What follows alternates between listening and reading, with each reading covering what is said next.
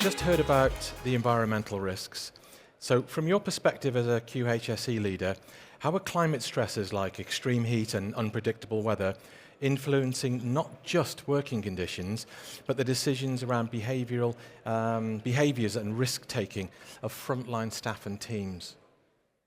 I mean, this climate, when we have a harsh climate, it definitely affects the decision-making.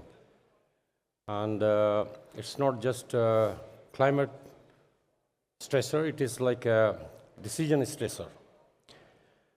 And people feel uncomfortable, and if they are not being handled by the leaders, or the leaders are not supporting them, and they are not taking anything before time, according to the climate, means people afraid to speak up, people afraid to share anything, and if they are feeling dizziness or anything, they don't share. And suddenly some incident happen on the site.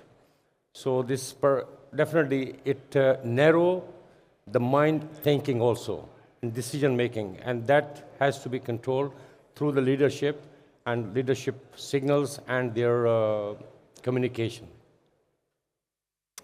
I think I want a bit more from you on that. I'm really interested. So what, in essence, you're saying is there's a process, leadership is in place, but the workers, maybe they don't have the confidence to speak up. What are the implications of that? Yeah, I mean, it's a disaster.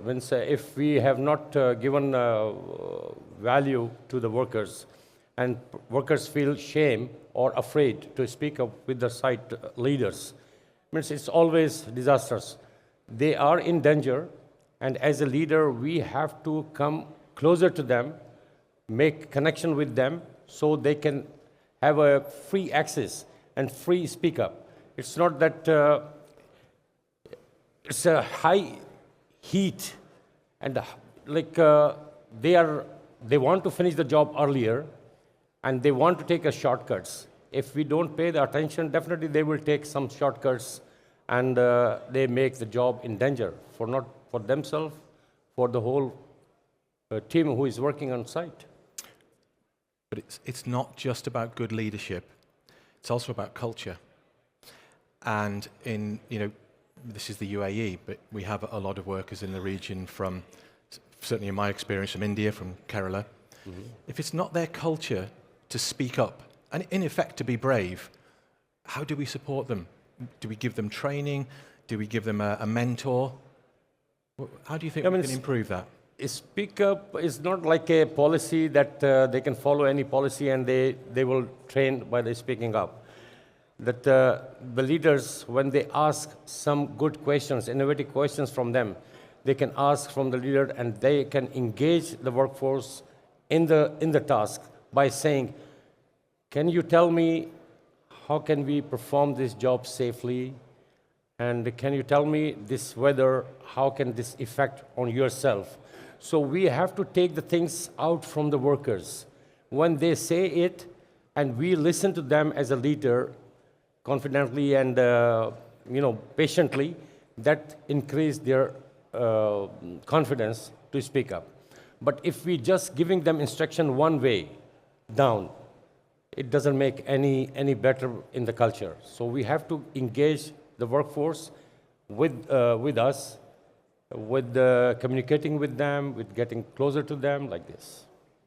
So in your toolbox talks, or safety talks each morning, do you encourage the workers to speak up? Yeah, unfortunately, the traditional is that the site engineer or the site supervisor collect all the workforce, and he address everybody on the site, which as a behavior science perspective, it is not really good. Means this is not the engagement. This is one-way directions giving instructions.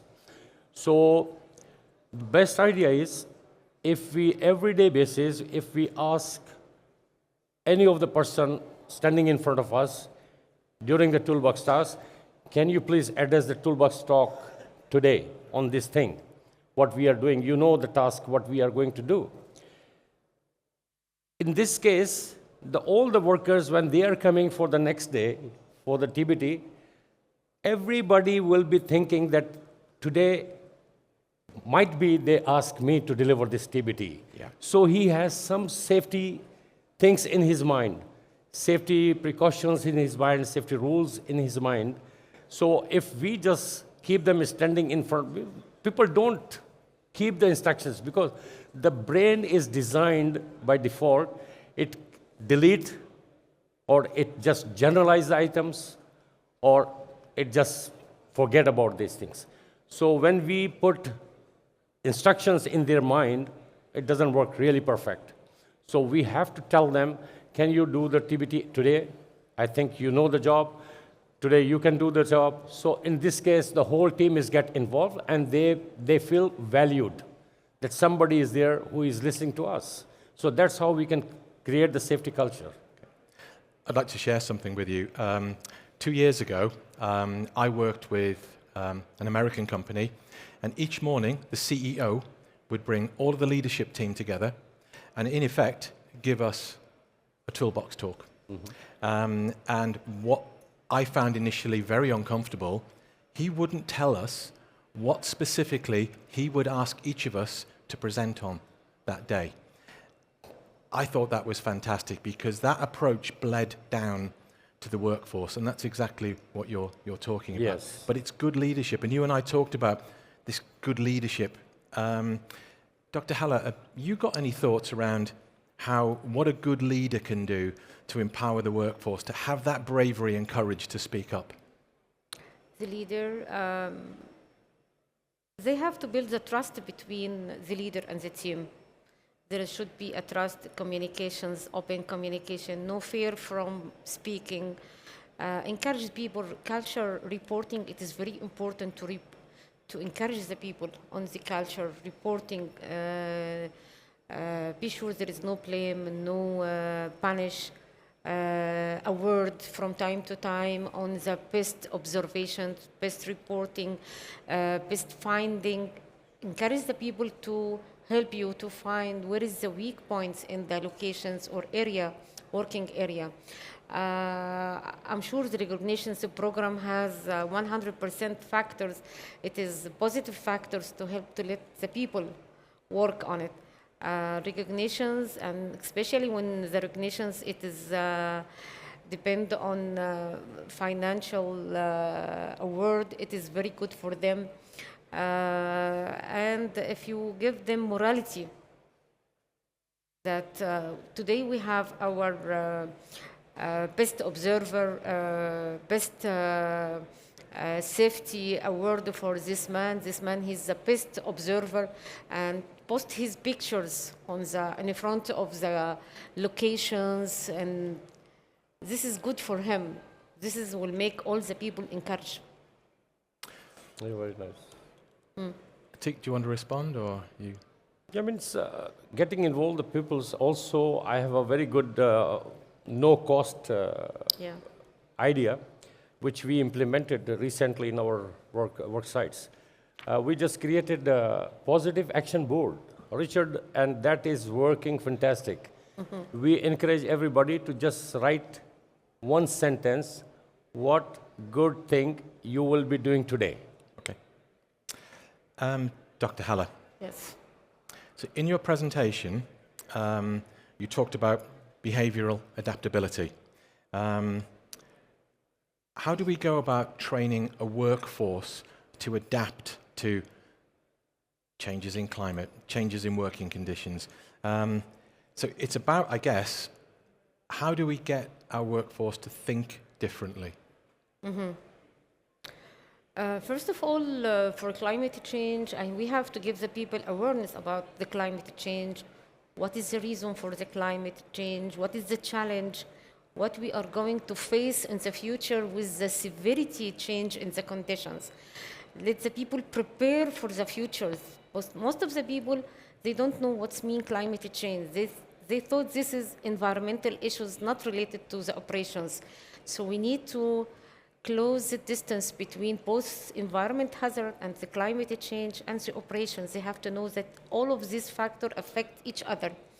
So we need to give more details about the climate change and what is the negative impact on the future by the climate change, how we can do as a mitigations, what is they can help us, let the people work to give us suggestions how to face the change in the futures.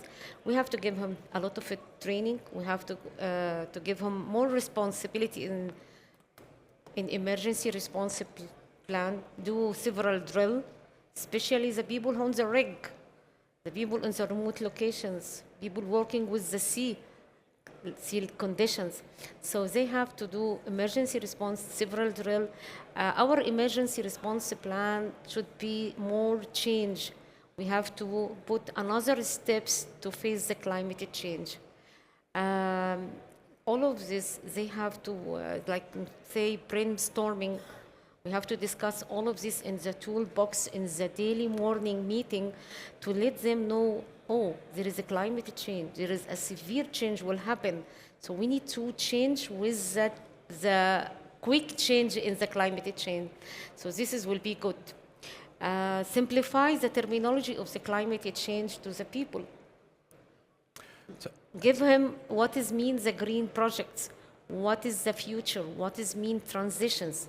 So don't make them afraid to lose their job. No, we are going to change. We need to update your skills.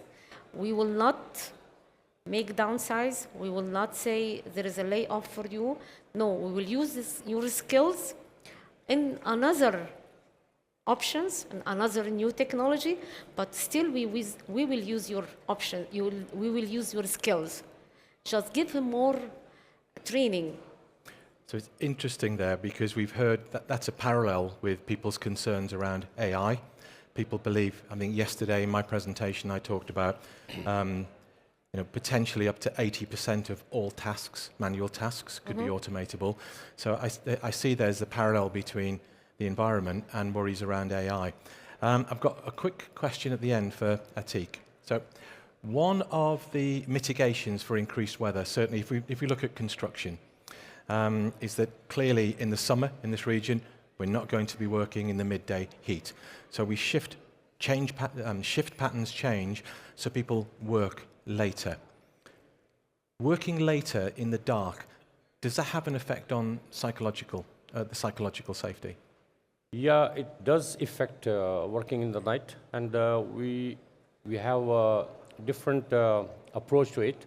We have to mitigate all the possible hazards before we actually execute any task during the dark time. And as you said, during the summer, yes, the people used to start early in the morning, like they leave from their homes by 3 a.m. in the morning. By the time they reach 1 hour or 1.5 hour drive, and they do the work, and we finish the work by 11 or 10:30 before it gets to the peak. And yes, this means the risk is there if until unless there is no mitigation is already planned and implemented, whether it is especially the driving, when the people are driving during the nighttime, it is totally different scenario. And especially they don't sleep in the night, and the whole team who is traveling with the specific driver, we are putting on the risk. So we are specifically talking with the drivers and making the journey management plans according to the shift changing, time changing. So that is really affecting. Yes, you're right. I think one of the problems with perhaps if we were to move to more night working on a permanent basis, that in itself brings with it a lot of occupational health considerations, because people who work permanent nights have an increased incidence of cardiovascular disease. I find this whole subject fascinating. I could carry on talking to the two of you for probably another hour, but sadly we've run out of time. So my thanks to you both for taking the time to prepare today, and Atiq for speaking twice consecutively. Thank you very much. Could we show our appreciation for our two panelists, please? Thank you very much. Thank you.